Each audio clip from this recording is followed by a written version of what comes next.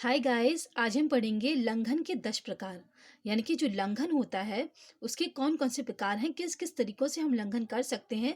ये कहाँ वर्णित है? ये वर्णित है चरक संहिता के सूत्र स्थान के अध्याय नंबर 22 जो है लंघन ब्राह्मणीय अध्याय, जो कि योजना चतुष्क का सेकंड अध्याय है। और योजना चतुष्क का फर्स्ट अध्याय कौन सा था? वो था अष्टोनिर्वृत्तीय अध्याय, अध्याय नंबर 21। तो लंघन के 10 प्रकार। सबसे पहले हम जानते हैं कि लंघन क्या होता है। लंघन मतलब होता है शरीर में लघुता उत्पन्न करना, ऐसी क्रिया या द्रव्य या उपाय से शरीर में लघुता उत्पन्न करना, वो होता है लंघन। और लंघन के द्रव्य कौन से होते हैं वो भी हमने इससे पहले वाली वीडियो में पढ़ चुके हैं। तो लंघन के द्रव्य होते हैं लघु, उष्ण, तीक्ष्ण, विशद, रूक्ष, सूक्ष्म, खर, सर और कठिन।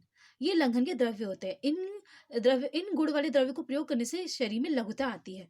अब लंघन के 10 प्रकार, किन किन तरीकों से हम शरीर में लघुता उत्पन्न कर सकते हैं, कि क्या क्या ऐसे प्रोसेस करेंगे, क्या उपाय करेंगे जिससे शरीर में लघुता उत्पन्न हो जाएगी, वो हम देखेंगे। तो सबसे पहले श्लोक देखते हैं।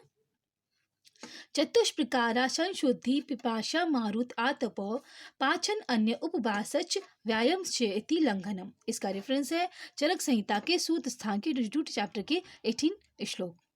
तो चतुष्प्रकारा संशुद्धि, 4 प्रकार का संशोधन। तो 4 प्रकार का संशोधन क्या है? वमन, विरेचन, शिरोविरेचन और निरुबस्ती। तो ये 4 प्रकार का संशोधन हुआ। पिपासा, पिपासा मतलब प्यास यानी कि तृष्णा। मारुत मतलब वायु का सेवन। आतप मतलब धूप का सेवन। पाचन अन्य, पाचन औषधि। उपवास, उपवास यानी कि फास्टिंग करना। और व्यायाम, इन चीजों से, इन क्रियाओं से शरीर में लंघन उत्पन्न होता है, मतलब लघुता उत्पन्न होती है। तो आप देखते हैं इन चीजों से कैसे कैसे लघुता उत्पन्न होगी, इनका पूरा एक एक एग्जाम्पल देखते हैं। जैसे कि ये चतुष्प्रकार संशुद्धि। तो चतुष्प्रकार संशुद्धि, ये 4 प्रकार की संशोधन, उसमें सबसे पहले है वमन। वमन यानी कि वॉमिटिंग, यानी कि माउथ से जो अनडाइजेस्टेड फूड है उसको एक्सपेल आउट करना।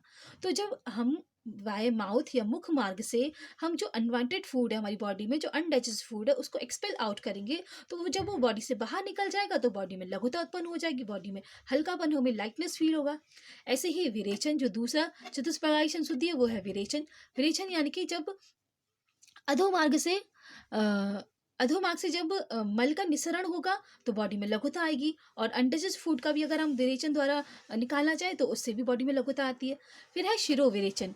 शिरोविरेचन मतलब नस से देके सिर नासामार्ग से विरेचन कराना, तो उससे भी नासामार्ग से विरेचन होगा। तो जब वो नासा से जो मैटर होगा वो निकलेगा, पदार्थ निकलेगा, तो उससे भी बॉडी में लघुता आएगी। फिर है निरुवस्ती। निरुवस्ती जब वापस लौट के आगे उसका प्रत्यगमन काल होगा तो बॉडी से एक्सपेल आउट होगा, एक्सीड आउट होगा, तो उससे भी लघुता आएगी। फिर है पिपाशा। पिपाशा से कैसे लघुता आती है वो देखते हैं। तो पिपाशा यानी कि प्यास।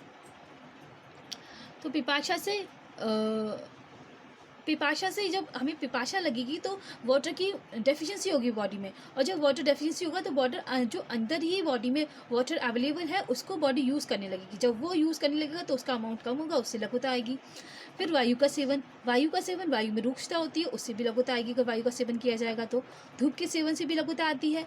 पाचन औषधि, जैसे कि हमारी बॉडी में आम उत्पन्न हो गया है और हमने पाचन औषधि ली, तो पाचन औषधि से उस आम का डाइजेशन हो जाएगा। जब वो आम बॉडी से खत्म हो जाएगा तो उससे लघुता आ जाएगी।